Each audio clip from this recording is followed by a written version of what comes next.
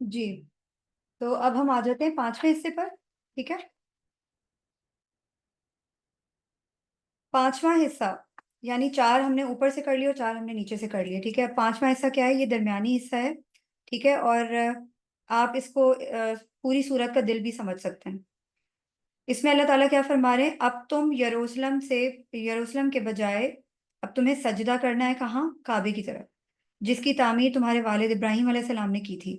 یعنی اس طرح سے دیکھنے کی کوشش کریں کہ یہ پوری صورت جو ہے نا، پوری صورت یہ کعبے کے گرد طواف کر رہی ہے. یعنی اللہ تعالیٰ نے جو سینٹر کی جو کا پارٹ ہے، اس کے اندر اللہ تعالیٰ نے کعبے کا ذکر کیا ہے، اور اسی حصے میں اللہ تعالیٰ نے کہا ہے کہ یروشلم کے بجائے اب سجدہ تمہیں کعبے کی طرف کرنا ہے. ٹھیک ہے، تو اس طرح سے تمہیں جس طرح سے کعبہ درمیان میں جو ہے نا وہ اس پوری صورت کے ہمیں معلوم ہو رہا ہے کہ کعبہ ہے. ٹھیک ہے، اسی طرح اللہ تعالیٰ ہمیں کہہ رہے ہیں کہ تم ایک درمیانی امت ہو، تمہیں ایک درمیانی امت بنایا. اور یہ جو عربک میں اللہ تعالیٰ نے وسط واو سین تو کا لفظ استعمال کیا ہے نا، اس کی آیت نمبر آپ کو پتہ ہے کیا ہے؟ 143. 143 اس پوری آیات کا سینٹر ہے. ٹوٹل آیات 286 ہیں، 286، اور اس کا سینٹر کیا ہے؟ 143 آیا. اور اسی آیا میں اللہ تعالیٰ وسط کا ورڈ یوز کر رہے ہیں، یعنی تم ایک درمیانی امت ہو، تمہیں بیچ والی امت بنایا. Literally this is the half of the سورہ. تو آپ یہ دیکھیں کہ اللہ تعالیٰ نے کتنی مناسبت سے چیزوں کو جو ہے نا وہ سمویا ہے ایک آیت کو دوسری سے. اور اسی طرح پھر قبلہ جو ہے وہ اس طرح شفٹ کیا گیا. اور ابراہیم علیہ السلام کا ذکر کرنے کے بعد جو ہے وہ آپ یہ دیکھ لیں کہ سورہ بقرہ کے تمام مضامین کس طریقے سے ایک دوسرے سے انٹر کنیکٹڈ ہیں. اب میں ایک اور چیز آپ سے ڈسکس کرتی ہوں کہ سب سے پہلا قصہ کس کا تھا؟ یہ 9 حصے ہم نے ڈسکس کر لیے. ٹھیک ہے، اب ہم آ جاتے ہیں کہ اس سورہ میں سب سے پہلا قصہ ہم نے کس کا ڈسکس کیا تھا؟ یاد ہے کسی کو؟ مشرکین منافقین اور یہود کا قصہ قصہ کس کا تھا جی، پہلے حصے میں؟ پہلے حصے میں نہیں، مطلب شروع سے جب ہم آ رہے ہیں نا، تو اس میں سب سے پہلا قصہ کس کا آیا تھا؟ حضرت آدم علیہ السلام کا. ہاں، تو اس سے سورہ سٹارٹ کرتے ہوئے پہلا قصہ جو ہے وہ آدم علیہ السلام کا جی ہے. ایگزیکٹلی. تو حضرت آدم علیہ السلام کا پہلا قصہ تھا. اس میں بیسکلی 4 قصے بیان ہوئے ہیں پوری سورہ میں. 9 پارٹس تو ہم نے دیکھ لیے نا، اس کی میں انشاءاللہ کوشش کروں گی میں ٹائم لائن بنا کے بھی شیئر کر دوں تاکہ ہمیں آسانی رہے سمجھنے میں. لیکن پارٹ آف 9 پارٹس اگر ہم قصہ کے مطلب ہم یہ دیکھیں کس کس کا قصہ جو ہے سورہ میں بیان کیا ہے. پہلا قصہ حضرت آدم علیہ السلام کا بیان کیا گیا ہے کہ دوسرا حصہ بنی اسرائیل کا ہے. تیسرا یعنی پہلا حصہ والد کا، دوسرا حصہ اولاد کا، تیسرا حصہ پھر والد کا ابراہیم علیہ السلام، اور چوتھا حصہ اولاد کا یعنی ہمارا. Are you getting the point? ٹھیک ہے، تو اس میں ہم ایک سیکنڈ، اس میں کیا ہے کہ ایک انسان جو ہے نا، ایک انسان کا امتحان لیا گیا. حضرت آدم کے قصے میں کیا بتایا گیا کہ ایک انسان کا امتحان لیا گیا مگر وہ ناکام ہو گیا. ٹھیک ہے، پھر وہ ناکام ہونے کے بعد انہوں نے کیا کیا؟ وہ اٹھے اور کامیاب ہوئے. ٹھیک ہے، اللہ تعالیٰ نے انہیں کیا کیا؟ اندھیروں سے نکال کر روشنی کی طرف لے آئے. یعنی اگر ہم یا آپ بھی ناکام ہو جائیں تو اس کا مطلب یہ نہیں ہے کہ کہانی ختم ہو گئی. اس کا کیا مطلب ہے؟ کہ ہم آدم علیہ السلام کی مثال سے سیکھ لیں. یہ اللہ تعالیٰ ہمیں یہ سکھانے کے لیے بتا رہے ہیں کہ ہم آدم علیہ السلام کی مثال سے سیکھ لیں کہ ہم نے دوبارہ اٹھنا ہے اور ہم اللہ کی رحمت میں دوبارہ سے داخل ہو سکتے ہیں. ٹھیک ہے، یہ پہلا امتحان ہے. فیل ہونے کے بعد دوبارہ پاس ہونا جو ہے نا اس صورت میں ہوگا جب ہم توبہ کر لیں گے. ٹھیک ہے، دوسرا قصہ کس کا تھا؟ بنی اسرائیل کا، اولاد کا. انہوں نے کیا کیا؟ پہلا امتحان، دوسرا امتحان، تیسرا امتحان، پہلی آزمائش، دوسری آزمائش، ہر آزمائش میں وہ فیل ہوتے گئے. ان کے پاس جو امتحان آیا وہ سب میں فیل ہوتے گئے. اور فیل ہونے کے بعد بھی وہ اتنے فخر سے اتنا فخر محسوس کرتے ہیں کہ ہم ایسی قوم ہے جو سب جہانوں سے افضل ہے، اور ہم ایسی قوم ہے جسے چنا گیا، اور وہ اپنی تاریخوں کی مثالیں دیتے ہیں، اور ان کو بہت فخر ہوتا ہے کہ ہم موسیٰ کی قوم ہے، ہم اس کی قوم ہے، ہم اس کی قوم ہے۔ تو اللہ تعالیٰ ان کو ان کی اوقات دکھا رہے ہیں قرآن میں کہ یہ دیکھو، اچھا صحیح ہے، تمہیں تاریخ پہ فخر ہے تو یہ دیکھو تم نے اپنے نبیوں کے ساتھ کیا کیا سلوک کیا ہے، تم نے موسیٰ کے ساتھ کیا کیا تھا علیہ السلام۔ تو بیسکلی یہ دوسرا قصہ ہے۔ تیسرا قصہ، اچھا یہ اس میں بیسکلی جو ہے نا، یہ اس کی میں ایک اور ایگزامپل دوں گی کہ یہ بیسکلی ایک مرض کے طور پر بھی سامنے لایا گیا ہے کہ ایک بندہ جو ہے وہ فیلئر ہے، وہ فیل ہوئے جا رہا ہے، ہوئے جا رہا ہے، ہوئے جا رہا ہے، اور وہ اس سے کوئی لیسن نہیں لے رہا، ٹھیک ہے، فخر محسوس کر رہا ہے الٹا کہ میں تو یہ ہوں۔ اب آپ یہ دیکھ لیں کہ اگر ہم بنی اسرائیل کے اس بات سے اگر ہم اپنی مثال لیں تو آپ دیکھیں نا، ہم ایک دوسرے کو کتنا کرٹیسائز کرتے ہیں، اپنے گریبان میں کوئی بھی نہیں جھانکتا، اور ہم کس پہ فخر کرتے ہیں؟ اپنی تاریخ پہ، ہمارے صحابہ کرام، ہمارے صلاح الدین ایوبی، اور ہمارے بڑے بڑے جو جری جو جہادی تھے، اللہ کے مجاہد تھے، ہم اپنی تاریخ پر فخر کر رہے ہیں۔ یعنی ہماری اور بنی اسرائیل کی جو آپس میں ریزمبلنس ہے نا، یہ ہمیں معلوم ہی نہیں ہے کہ ہم یہودیوں کو برا سمجھتے ہیں یا ہم کہتے ہیں کہ یہ تو ایسی قوم ہے۔ ہم اپنے آپ کو دیکھتے ہی نہیں ہیں، ہم ٹوٹل انہی کی کاپی کر رہے ہیں، ان کے ہی فٹ پرنٹس پہ چل رہے ہیں انفارچونیٹلی۔ تو یہ مرض کے طور پہ جو ہے نا، یہ سامنے لائی جا رہی ہے بات کہ ہم سے، وہ کہتے ہیں نا ہم سے زیادہ کامیاب ہے کون، تو ہم بھی یہی کہتے ہیں، ٹھیک ہے۔ تو یہ بہت ضروری ہے، اور اللہ تعالیٰ 80 آیات میں جو ہے نا وہ اس کا ذکر کر رہے ہیں ٹوٹل۔ یہ میں نے جو شروع میں بتائی تھی وہ دوسری آیات، یہ اس کے بارے میں جو ہے نا اللہ تعالیٰ اس مرض کو ایکسپلین کر رہے ہیں اباؤٹ کہ یہ والا جو مرض ہے نا، یہ ہم میں بھی پیدا ہو گیا ہے، ہمیں آ گیا ہے۔ تیسرا قصہ کس کا ہے؟ حضرت ابراہیم علیہ السلام کا، یعنی والد کا، ٹھیک ہے۔ ابراہیم علیہ السلام جن کے ہاں ناکام ہونے کا کوئی امکان ہی نہیں ہے، ٹھیک ہے، مشکل سے مشکل ترین امتحانات میں وہ کامیاب ہوتے چلے گئے الحمدللہ، ایک کے بعد ایک، ایک کے بعد ایک امتحان آتا چلا گیا اور وہ کامیاب ہوتے گئے، ٹھیک ہے۔ اب ہمارے سامنے کتنے امکانات ہیں؟ تین امکانات ہیں جو میں نے ابھی آپ سے شیئر کیے ہیں، کہ ایک امکان یہ ہے کہ ہم سے امتحان لیا جائے اور ہم بغیر گرے، بغیر پھسلے کامیاب ہو جائیں۔ دوسرا امکان کیا ہے؟ کہ میں یہ مرض پال لوں کہ میں ناکام ہوتے ہوئے بھی میرے دماغ میں یہ بات ہے کہ میں تو ناکام نہیں ہوں، میں تو بالکل ٹھیک ہوں، مجھ سے بڑا جو ہے نا کوئی عقل مند کوئی نہیں ہے، مجھ سے بڑا ٹھیک کوئی نہیں ہے بندہ، باقی سب جو ہے نا وہ ان کو میں کرٹیسائز کرتی ہوں، ٹھیک ہے۔ اور تیسرا کون ہے؟ کہ میں گر چکا ہوں یا گر چکی ہوں، اور اگر میں گر چکی ہوں تو مجھے آدم علیہ السلام سے سیکھنا چاہیے کہ میں دوبارہ اٹھ کر کھڑی ہو جاؤں۔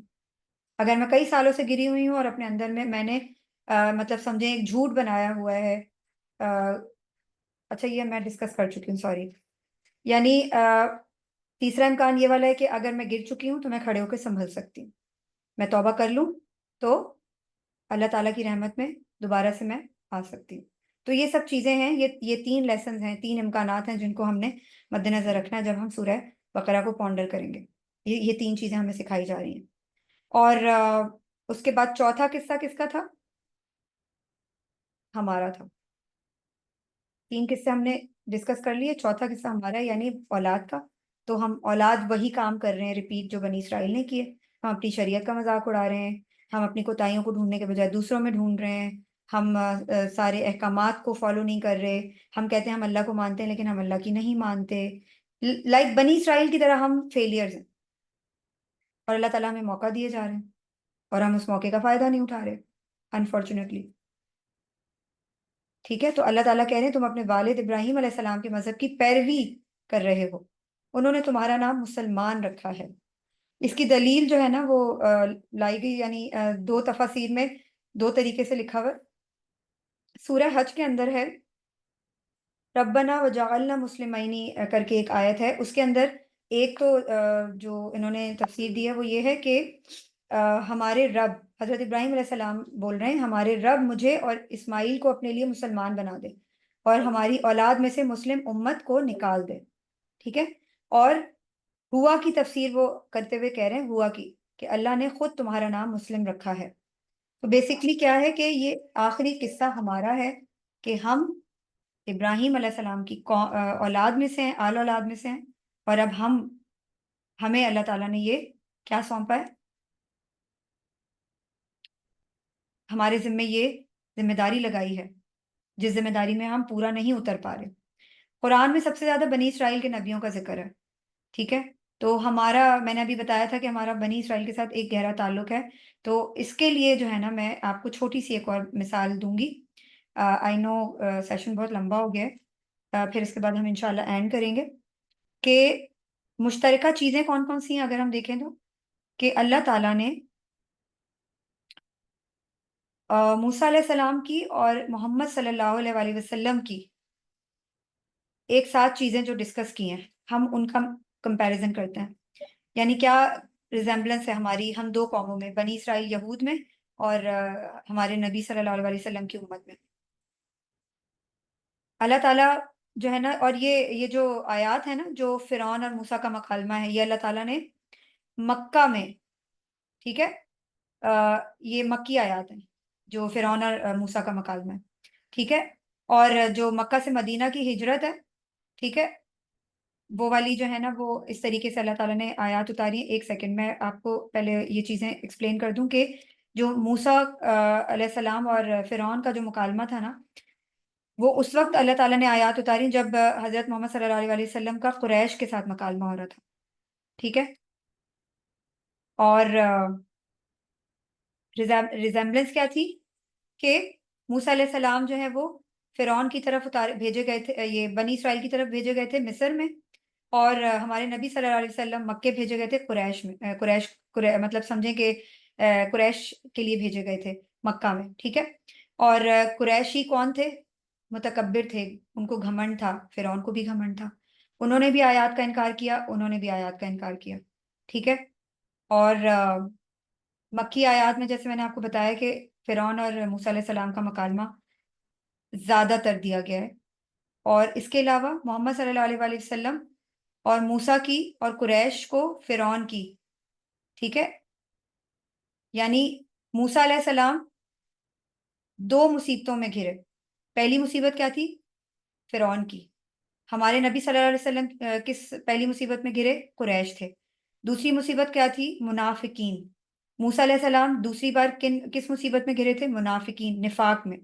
یعنی موسیٰ علیہ السلام ہجرت کر کے دریا جو سمندر تھا، سمندر چیر کے جو وہ صحرائے سینا میں چلے گئے تھے، تو وہاں ان کو نفاق کی مصیبت کا سامنا کرنا پڑا تھا، اور ہمارے نبی صلی اللہ علیہ وآلہ وسلم ہجرت کر کے مکہ سے مدینہ چلے گئے تھے، تو وہاں بھی ہمارے نبی صلی اللہ علیہ وسلم کو دشمن کے بجائے کس کا سامنا کرنا پڑا تھا؟ منافقوں کا۔ وہ منافق جو کہتے تھے کہ آپ خود جائیں اور اپنا مسئلہ خود حل کریں، یہ ہمارا مسئلہ تھوڑی ہے۔ موسیٰ علیہ السلام کو بھی یہی کہتے تھے کہ ہم کیوں جائیں، ہم کیوں لڑیں آپ کے ساتھ۔ تو بیسکلی یہ ریزمبلنس ہے، اور موسیٰ علیہ السلام کو بھی شریعت دی گئی اور ان کو بھی قتال کرنے کا حکم دیا گیا، اور ہمارے نبی صلی اللہ علیہ وسلم کو بھی شریعت دی گئی اور ان کو بھی قتال کرنے کا، یہ جنگ کرنے کا حکم دیا گیا۔ تو یہ سب چیزیں ہیں، جتنی گہرائی سے ہم بنی اسرائیل کی غلطیوں کو اور جو تمام اس کے پہلو ہیں اس کو سمجھنے کی کوشش کریں گے نا، اسی کے ذریعے ہمیں ایک تو اپنی بات سمجھ آئے گی، اور ہم اپنے آپ کا موازنہ کر سکیں گے، اور ہمیں سمجھ میں آئے گا کہ یہ سورہ فاتحہ کے اندر اب سے جب ہم نماز میں سورہ فاتحہ پڑھا کریں گے تو ہمیں پتہ چلے گا کہ مغضوب علیہم کون ہے اور ضالین کون ہے، اور اللہ تعالیٰ ہمیں کس خطرے سے آگاہ کر رہے ہیں، ٹھیک ہے۔ تو یہ ساری چیزیں ہیں۔ آئی ہوپ کہ آپ لوگوں کو بہت کچھ سیکھنے کا موقع ملا ہوگا۔ I tried my level best کہ میں اچھی طرح ایکسپلین کر سکوں۔ جزاک اللہ خیر۔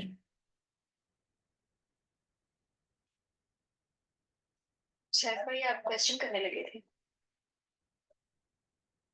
جی وہ بات کی ہے یہ بٹ مجھے میں کر دیتا ہوں آپ سے بات کی کہ بنی اسرائیل کی بہت ساری چیزوں سے میں سبق ملنا چاہیے، جس میں آپ نے جنرل دیکھ کے نبی صلی اللہ علیہ وسلم کو مدینے میں جو ہے وہ ایک چیز آیا کہ جس میں ہمیں بتایا گیا کہ آپ جائیں اور آپ جنگ کریں۔ میری خیال کے مطابق ایسا نہیں کہ میں نے جو سیریا میں پڑھا ہے اس میں تو یہ تھا کہ بہت صحیح مسلم کی اہمیت کی ہے، بہت ہی سلوحان نمبر ہے اس کا، تو وہاں پہ پورا نبی کا مشورہ ہے جب بدر کے موقع پہ سلم جاتی ہیں اور وہاں پہ اللہ تعالیٰ کی طرف سے وہی آتی آگے راستے میں پہنچنے کے اطمینان کے ساتھ آپ کا مقابلہ نہیں ہوگا بلکہ اپنی جہاد کے ساتھ ہوگا. تو وہاں پہ انصار کہتے ہیں کہ ہم جو ہے اللہ کے رسول کے ساتھ کریں.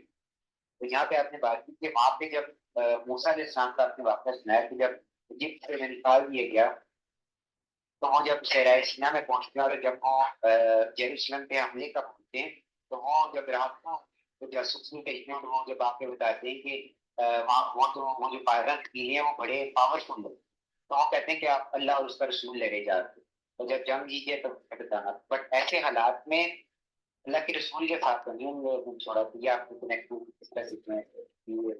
آپ نے آخری بات کیا کی ہے کہ انہوں نے اللہ اور رسول کو بولا کہ انہوں نے کہا کہ اللہ اور رسول جا کر جنگ لڑیں. اس کے بعد آپ نے کیا کہا؟ اس کے بعد میں نے کہا کہ اللہ کے رسول کے ساتھ ایسا نہیں ہوا کہ نبی صلی اللہ علیہ وسلم کے ساتھ ایسا نہیں ہوا تھا. وہاں کے انصار جو تھے انہوں نے تو مل کے رسول اللہ صلی اللہ علیہ وسلم کے ساتھ بدر میں جنگ لڑی. نہیں، انصار کی بات نہیں ہو رہی، منافقین کی بات ہو رہی ہے نا. میں منافقین کی بات کر رہی ہوں کہ یہ جو منافق تھے نا، جب آپ کو یاد ہوگا کہ غزوہ احد میں منافقین نے واپس وہ مطلب آ گئے تھے آدھے راستے میں لیکن پھر وہ واپس چلے گئے. جی 1000 میں سے 300 واپس آ گئے تھے 700 کے لوگ. ٹھیک ہے میں آپ کی بات سے ایگری کرتا ہوں بٹ یہاں پہ تعداد بہت کم تھی. موسیٰ علیہ السلام کے ساتھ تو کوئی چلنا نہیں تھا اس جنگ میں کیونکہ وہ جنگ ہوئی نہیں تھی. بہت سارے سے جنگ ہوئی نہیں ہے. 40 سال ان کو سزا مل جاتی ہے موسیٰ علیہ السلام کے ساتھ. اوکے تو 40 سال سزا ملتی ہے اور وہ اسی راہ میں رہتے جب تک کہ وہ سارے مار نہیں جاتے تب تک وہ جنگ ہی نہیں آتی. تو وہاں پر کے ان کی نیکسٹ اولاد جو آتی ہے وہ کی جنگ لڑتی ہے اور پھر ایک صحابی تھے ان کا نام اور رسول تھے ان کا نبی کے سوری ان کا نام میرے ذہن سے اسکپ ہو گیا. وہ پھر جا کے جنگ لڑتے ہیں اور پھر وہ جی میں نے یہ پڑھا ہوا ہے لیکن آپ تو پھر 12 ہاں آپ اپنی بات کمپلیٹ کر لیں.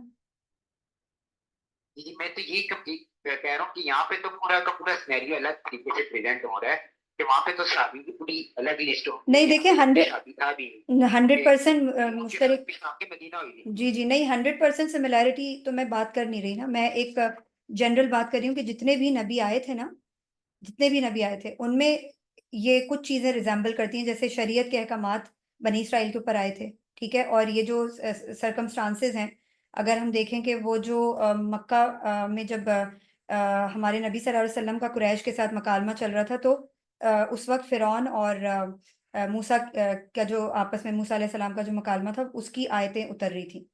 بیسکلی میرا یہ کہنے کا مقصد تھا 100% نہیں ہے آئی نو 100% ریزمبلنس نہیں ہے مگر اتنی ریزمبلنس ہے کہ ہمیں کچھ آئیڈیا مل رہا ہے. ٹھیک ہے اور اس کے علاوہ جو میں نے جی وہ آپ داؤد علیہ السلام کا واقعہ بھی دیکھتے ہیں کہ جو تعلق اور تعلق تو جنگ ہوتی ہے اس میں بھی آئی تھنک جو تعلق کے ساتھ لوگ ہوتے ہیں وہ 313 ہی ہوتی ہے جن میں داؤد علیہ السلام بھی شامل ہوتے ہیں.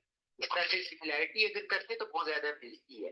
ہاں لیکن بیسکلی 2 قوموں کے بارے میں ڈسکشن ہو رہی ہے نا کہ بنی اسرائیل اور ہم تو اس سے ریلیٹ کر کے میں بتانا چاہ رہی تھی. جزاک اللہ خیر. میں ابھی خود سیکھ رہی ہوں اور میری نالج آپ لوگوں سے کم ہی ہوگی. میری پوری کوشش ہے کہ میں نہیں بالکل بھی نہیں ہے. میں خود سیکھ رہی ہوں. ابھی میں نے اسٹارٹ ہی کیا ہے قرآن سیکھنا تو اب آپ لوگوں نے میرے ذمہ لگا دیا ٹیچنگ کرنا but I am not able to do it. آپ بہت اچھے سے ماشاءاللہ کرا رہی ہیں اور بہت اچھا ہے ماشاءاللہ. میں یہی پریفر کروں گی کہ ہم سب کو ریسرچ کرنی چاہیے. اب انشاءاللہ ٹیوزڈے کو ہم نیکسٹ جو ورسز ہماری تھیں آئی گیس ہم نے 98 تک کر لیا تھا. اب ہم 99 آنورڈس کریں گے انشاءاللہ 2 یا 3 ورسز کریں گے. تو ہم سب اگر ریسرچ کر کے آئیں تو وہ زیادہ ہیلپ فل رہتا ہے نا. جی انشاءاللہ جی ضرور انشاءاللہ. ٹھیک ہے ایسا مطلب ہمارے جو پریویس سیشنز ہوا کرتے تھے نا ان میں بھائی ایسا کیا کرتے تھے لائک جب وہ مجھ سے آیا پڑھوا رہے ہیں نا تو انہوں نے مطلب مجھے بولتے تھے کہ بہن آپ آیا پڑھیں تو میں آیا پڑھتی تھی. اس کے بعد انہوں نے کہنا تھا اچھا آپ بتائیں کہ اس میں آپ کو کیا سمجھ آئیے. میں اپنا بتاتی تھی پوائنٹ آف ویو. پھر یہ عائشہ سسٹر ہوتی تھی ہمارے ساتھ ان کو بھائی پوچھتے تھے تو مطلب جو بھی اسٹوڈینٹس وہاں موجود ہوتے تھے نا پھر وہ کہتے تھے آپ بتائیں اپنی جو ہے نا آپ کو کیا سمجھ آئیے. اس کے بعد پھر وہ اینڈ پہ اپنا پوائنٹ آف ویو دیتے ہیں اس کے اوپر. وہ ہمارا سیشن اس طریقے سے ہوا کرتا تھا. صحیح. ہاں جی چلیں اینڈ کرتے ہیں انشاءاللہ. لیکن وہ کلاس ہماری پھر 2 گھنٹے پہ چلا کرتی تھی. تو یہ ہے کہ ابھی جو ہے پھر ہم نے 1 گھنٹے کا ٹائم کر دیا ہے نا. تو آگے اللہ بہتر کرے انشاءاللہ. انشاءاللہ انشاءاللہ. اینڈ کر دیں. ابھی کی کلاس بھی ہے. ہاں جی ماشاءاللہ بہت اچھا سکھاتی ہیں آپ. ہاں مجھے خود پسند آیا ہے کا ٹیچنگ اسٹائل. نہیں آپ تعریف نہ کریں بلکہ مجھے بتایا کریں کہ میری کیا غلطیاں ہیں، کیونکہ ظاہر ہے قرآن کا معاملہ ہے، انسان سے غلطی ہو جاتی ہے، اللہ تعالیٰ ہمیں معاف کرے. نہیں یہی ہے کہ وہ مطلب جیسے وہاں پر جو آپ نے ہمیں سنا رہی تھی نا، مطلب جیسے یہ حصے قرآن کے ہم نے سورہ بقرہ کے جو دیکھے تھے، اس میں جو اپنے آدم علیہ السلام کا قصہ سنایا تو آپ نے بولا نا اس میں لالچ تھا، تو وہ تھوڑا سا مجھے ٹریگر کیا تھا، تو اس کو پھر میں نے کلیئر کر لیا تھا اسی ٹائم. تو ایسے یہ جب ہوتا ہے ہمیں تو کر لیتے ہیں انشاءاللہ. جی بیسکلی یہی ہوتا ہے نا کہ ہم نے کسی چیز کوئی چیز اگر جیسے حضرت آدم علیہ السلام کے قصے میں مجھے اگر اپنی جان کا خطرہ ہوگا تو میں اپنی پوری پونجی دے دوں گی نا، میں کہوں گی مجھے میری جان بچا لو، تو مجھے اپنی جان بچانے کا لالچ ہوگا نا میرے دل میں. تو اسی طرح یہی والی چیز اس ٹائم ان کی جان خطرے میں نہیں تھی، صرف یہ شیطان نے انہیں جو ہے نا ہمیشہ وہ پھل کھانے جو کا ہے نا وہ پھل کھانے کے لیے. ہاں وسوسہ دیا تھا. ایگزیکٹلی. مطلب اللہ نے منع اس لیے کیا ہے کہ تم لوگ کہیں اللہ فانی نہ ہو جاؤ، تو اس لیے بس بہکا دیا بس اسے کے تھرو. اس پہ بھی ہم نے مطلب کوشچن کیا تھا کہ مطلب بلکہ بھائی نے ہمارے ذہن میں کوشچن ڈالا تھا کہ وہ کیسے وہاں پہنچ گیا، کہ آئی تھنک میں نے کیا تھا پتا نہیں. تو نا شیطان جو ہے وہ جب جنت میں جا ہی نہیں سکتا، تو وہ کیسے وہاں پہ پہنچ گیا، آدم علیہ السلام کو کیسے اس نے کیا نا. تو پھر وہاں سے ہم نے دیکھا تھا کہ وہ گیا نہیں تھا، اس نے صرف وسوسہ ڈالا تھا، اور یہ اللہ پاک نے اسے طاقت دی ہے وہ وسوسے ڈال سکتا ہے. ایگزیکٹلی. جی تو پھر اینڈ کریں. سیف بھائی کی کلاس بھی ہے تو ادھر جانا ہے. چلیں میں دعا پڑھ لیتی ہوں. اللہ تعالیٰ سب کے لیے آسانی کرے. سبحان اللہ و بحمدہ و سبحانک اللہم و بحمدک اشہد ان لا الہ الا انت استغفرک و اتوب الیک. جزاک اللہ خیر. السلام علیکم و رحمۃ اللہ وبرکاتہ. وعلیکم السلام ورحمۃ اللہ وبرکاتہ.